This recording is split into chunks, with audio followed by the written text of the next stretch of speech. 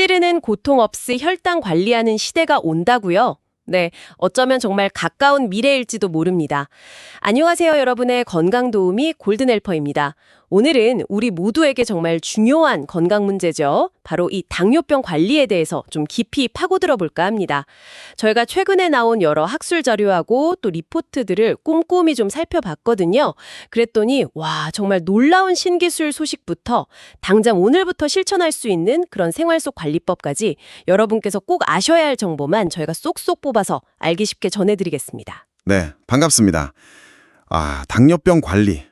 참 어렵다는 말씀들 많이 하시죠. 이게 뭐 매일 혈당 체크해야지, 식단 신경 써야지, 약도 꼬박꼬박 챙겨 먹어야 하고 하루 이틀도 아니고 이걸 평생 해야 한다 이렇게 생각하면 좀 막막하게 느껴질 수 있어요. 그래서 오늘 저희는요, 왜 이렇게 당뇨병 관리가 좀 어려울까? 그 근본적인 이유부터 한번 짚어보고요. 또 이런 어려움을 좀 해결해 줄 수 있는 최신 연구 결과나 현실적인 대처 방안들 이런 것들을 함께 좀 살펴보면서 여러분 건강관리에 좀 실질적인 도움을 드리고자 합니다. 좋습니다. 그럼 가장 기본부터 시작해 볼까요? 당뇨병, 이게 정확히 어떤 병이고 또 왜 이렇게 관리가 중요하다고 하는 걸까요? 네, 아주 간단히 말씀드리면요. 당뇨병은 우리 몸의 혈액 속에 있는 포도당 있잖아요. 그걸 에너지원으로 제대로 사용하지 못하는 상태, 이걸 말합니다. 우리가 음식을 먹으면 포도당으로 분해가 되어서 에너지원으로 쓰여야 하는데 이게 잘 안 되니까 혈액 속에 포도당이 그냥 넘쳐나게 되는 거죠. 아, 혈액 속에 그러니까 설탕 성분이 너무 많아지는 거군요. 그게 왜 문제가 되나요? 혈액이 좀 끈적끈적해진다 이렇게 생각하시면 이해가 쉬우실 겁니다. 이런 끈적한 혈액이 온몸의 혈관을 막 돌아다니면서 혈관벽을 손상시키고 염증을 일으키는 거죠. 머리끝부터 발끝까지 우리 몸에 혈관 없는 곳이 없잖아요. 그러니까 결국 전신에 걸쳐서 다양한 합병증을 유발하게 되는 겁니다. 그 분당서울대병원이나 질병관리청 자료에서도 이 혈관 합병증의 위험성, 이걸 가장 크게 강조하고 있어요. 전신에 문제를 일으킬 수 있다니. 아, 그래서 더 철저한 관리가 필요하다는 거군요. 당뇨병도 종류가 있다고 들었는데요. 네, 크게 보면 1형, 2형, 그리고 임신성 당뇨병 이렇게 나눌 수 있습니다. 1형 당뇨병은요, 우리 몸의 면역 체계가 췌장에 있는 인슐린 만드는 세포 있잖아요. 그걸 공격해버리는 거예요. 그래서 인슐린 자체가 거의 분비되지 않는 경우입니다. 주로 좀 젊은 나이에 발병하고 반드시 인슐린 주사가 필요하죠. 아, 면역 체계의 오류라니 좀 안타깝네요. 그럼 대부분의 환자분들이 겪으신다는 그 2형 당뇨병은 어떤 건가요? 2형 당뇨병은 인슐린이 나오긴 나와요. 나오는데 제기능을 잘 못하거나 이걸 인슐린 저항성이라고 부르거든요. 또는 분비되는 양 자체가 부족해서 혈당 조절이 잘 안 되는 경우입니다. 우리나라 당뇨병 환자의 대부분이 바로 이 2형에 해당하는데요. 주로 중장년층 이후에 많이 발생하고 또 비만이나 잘못된 식습관, 운동 부족 같은 생활 습관하고 아주 밀접한 관련이 있습니다. 아, 그렇군요. 생활 습관하고 관련이 깊군요. 임신성 당뇨병은 그럼 임신 중에만 나타나는 건가요? 네, 맞아요. 임신 중에 호르몬 변화 같은 것 때문에 혈당 조절 능력이 일시적으로 좀 떨어지는 경우입니다. 대부분은 출산 후에 정상으로 돌아오는데요. 근데 나중에 2형 당뇨병으로 발전할 가능성이 일반인보다 훨씬 높아요. 그래서 출산 후에도 꾸준한 관리가 꼭 필요합니다. 그렇군요. 그런데 우리나라에 당뇨병 환자가 정말 심각하게 많다고 하던데요. 어느 정도인가요? 네, 질병관리청 자료를 보면요. 정말 심각합니다. 30세 이상 성인 6분 중 1분, 그러니까 약 600만 명 정도가 당뇨병 환자입니다. 그런데 더 놀라운 건 뭐냐면요. 당뇨병 전 단계, 그러니까 혈당이 정상보다는 높지만 아직 당뇨병 진단 기준에는 못 미치는 분들 있잖아요. 이분들까지 합치면 성인 인구의 거의 절반 가까이가 혈당 관리가 필요한 상태라는 겁니다. 거의 2천만 명이 넘는 숫자죠. 성인 절반이요? 와, 정말 남의 일이 아니네요, 이거. 특히 요즘엔 젊은 층 환자도 늘고 있다면서요? 맞습니다. 고령화 문제도 있지만 젊은 층의 비만율 증가가 당뇨병 환자 급증의 아주 주요한 원인으로 꼽힙니다. 게다가 당뇨병은 진료비 부담도 상당히 커요. 2022년 통계 기준으로 보면 2형 당뇨병 진료비가 무려 3조 원에 달해서요. 고혈압 다음으로 가장 많은 비용이 드는 질환입니다. 이렇게 심각한데 왜 혈당 조절은 잘 안 되는 걸까요? 질병관리청 자료 보면 혈당 조절률이 지난 10년간 25% 수준에서 거의 나아지지 않았다고 하던데요. 네, 여러 가지 이유가 좀 복합적으로 작용하는 것 같아요. 우선 매일 손가락을 찔러서 혈당 재고, 특히 일형 환자분들은 하루에도 몇 번씩 인슐린 주사를 맞아야 하잖아요. 이것 자체가 굉장히 큰 고통이고 또 번거로운 일입니다. 청년의사나 여러 연구 자료에서도 이 문제가 계속 지적되고 있죠. 네, 매일 바늘을 사용해야 한다는 것 자체가 이게 심리적으로도 큰 부담이겠어요, 정말. 그렇죠. 게다가 평생 이걸 관리해야 한다는 압박감, 그리고 또 언제 닥칠지 모르는 뇌졸중, 심근경색, 신장병, 실명 같은 그런 무서운 합병증에 대한 두려움도 크고요. 서울 아산병원 자료 같은 데서도 합병증 예방의 중요성을 계속 강조하고 있습니다. 그런데 이런 현실적인 어려움 말고도 잘못된 정보 때문에 관리가 더 힘든 경우도 많다고요. 네, 그 부분이 정말 중요합니다. 특히 당뇨약에 대한 오해가 좀 심각한 수준이에요. 그 분당 서울대병원 자료에서도 지적하듯이 당뇨약 오래 먹으면 몸에 안 좋다, 췌장 기능을 망가뜨린다, 결국 인슐린 맞게 된다. 심지어 암을 유발한다 이런 근거 없는 소문들이 퍼져 있거든요. 그런 이야기들 저도 주변에서 들어본 것 같아요. 그러다 보니까 약 먹기를 좀 꺼리거나 아니면 임의로 중단하는 분들도 계시고요. 바로 그겁니다. 또 돼지 감자가 특효다, 여주 달인물만 마시면 낫는다, 이런 식으로 특정 식품이 만병통치약인 것처럼 알려진 경우도 많죠. 이런 잘못된 정보들 때문에 정작 필요한 약물 치료를 제대로 받지 못하거나 오히려 건강을 해치는 경우가 많아서요. 이게 혈당 조절률이 제자리 걸음을 하는 큰 원인이 되고 있습니다. 정말 안타까운 현실이네요. 자, 그럼 이제 이런 어려움들을 좀 극복할 수 있는 희망적인 소식들, 이걸 좀 살펴볼까요? 특히 주사 없이 관리하는 시대, 이게 정말 올 수도 있다는 거죠. 네, 획기적인 기술들이 개발되고 있습니다. 가장 눈에 띄는 것 중 하나가요, 일형 당뇨병 환자들을 위한 면역회피 췌장세포 이식 기술입니다. 청년회사 기사에 아주 자세히 소개되었더라고요. 면역회피 췌장세포 이식. 이름이 조금 어렵게 들리는데 이게 어떤 기술인가요? 핵심은요, 이식 수술을 한 다음에 평생 먹어야 했던 강력한 면역 억제제 있잖아요.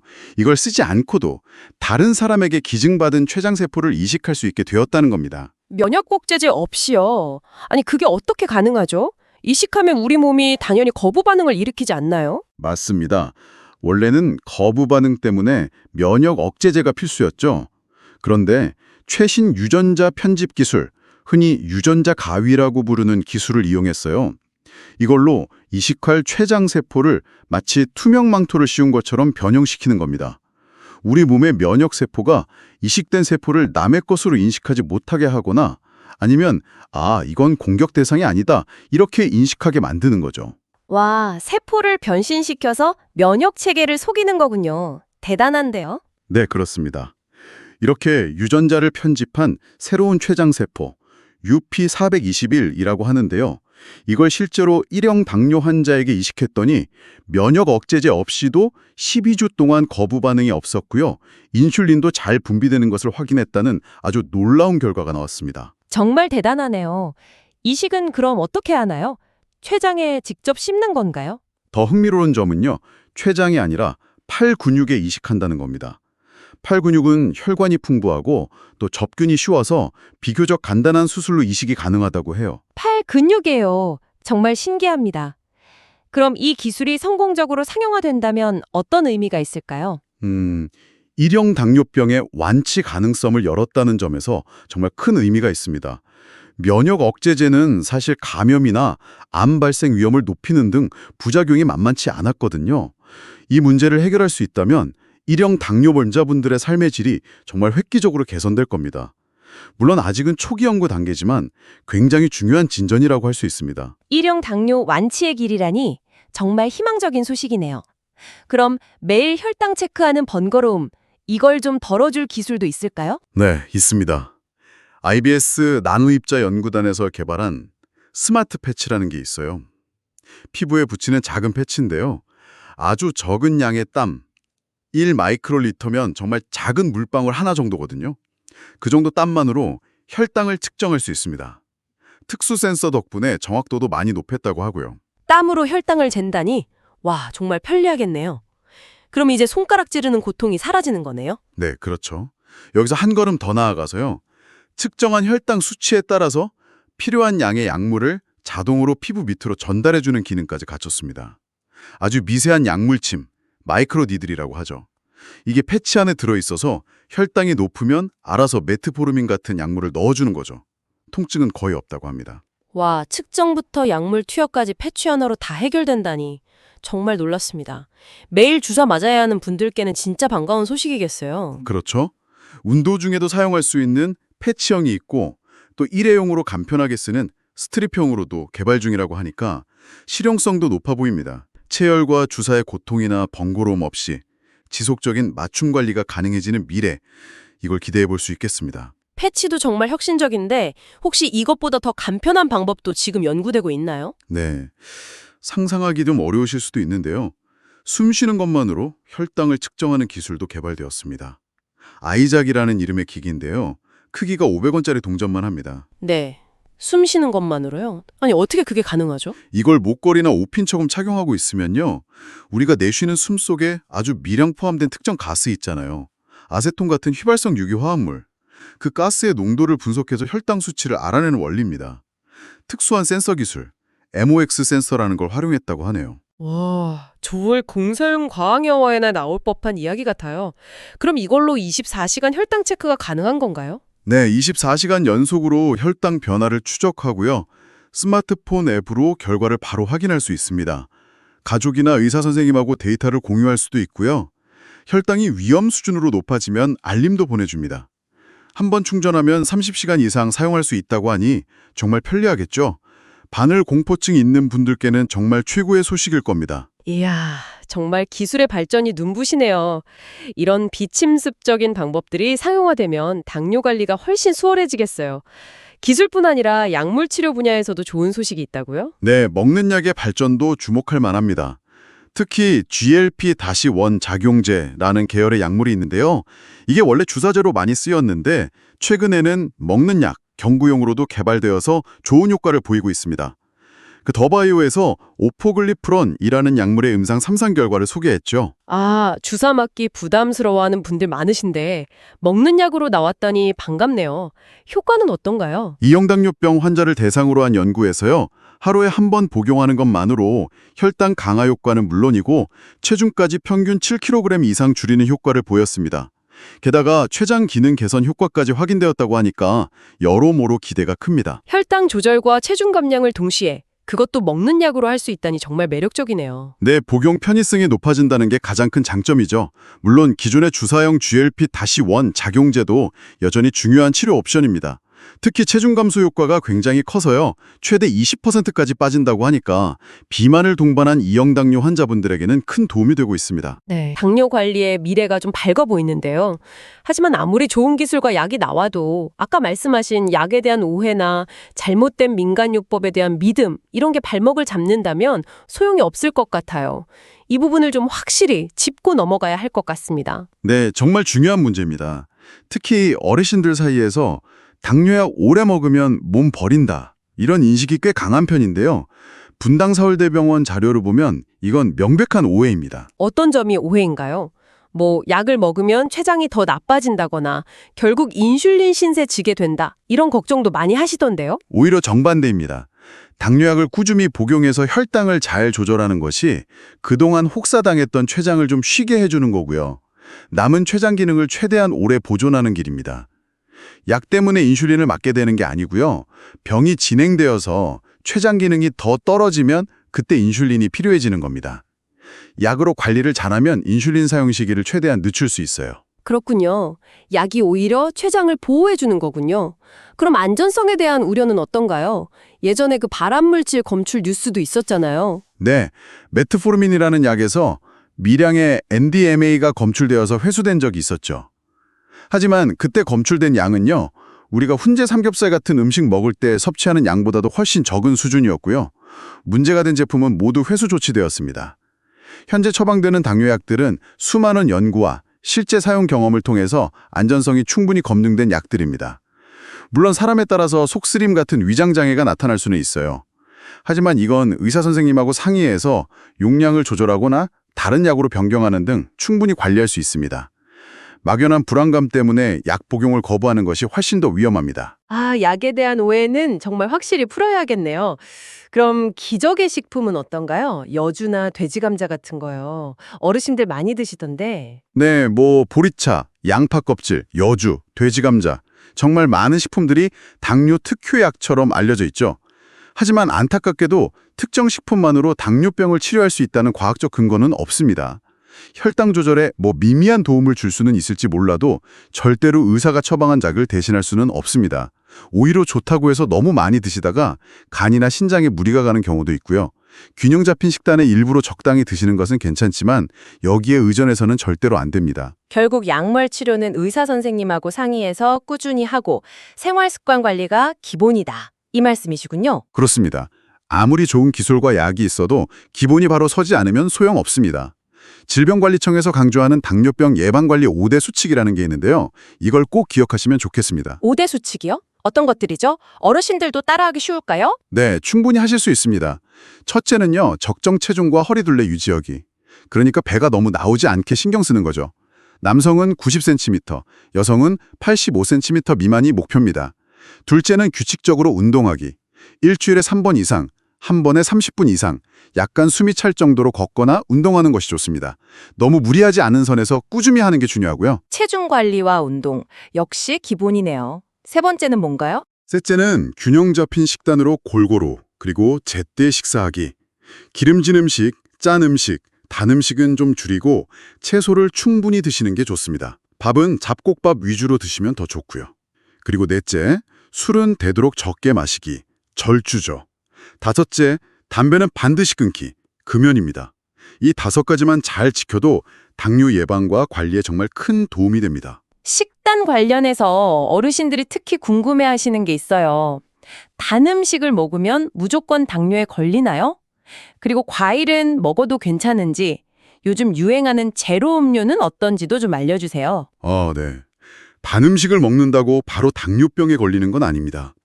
하지만 설탕이 많이 든 음료수나 과자 같은 단순당은 혈당을 아주 빠르게 올리고요. 또 살을 찌게 해서 2형 당뇨병의 위험을 높입니다.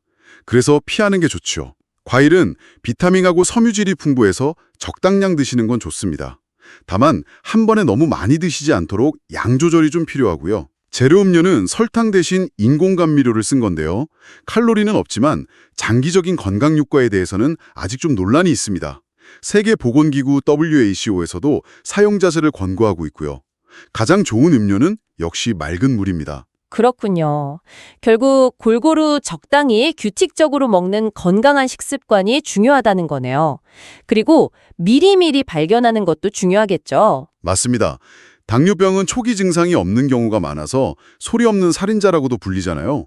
혹시 갈증이 좀 심하거나 소변을 너무 자주 보거나 이유 없이 체중이 줄거나 몸이 계속 피곤하다 이러면 검사를 받아보시는 게 좋습니다. 하지만 증상이 없더라도요.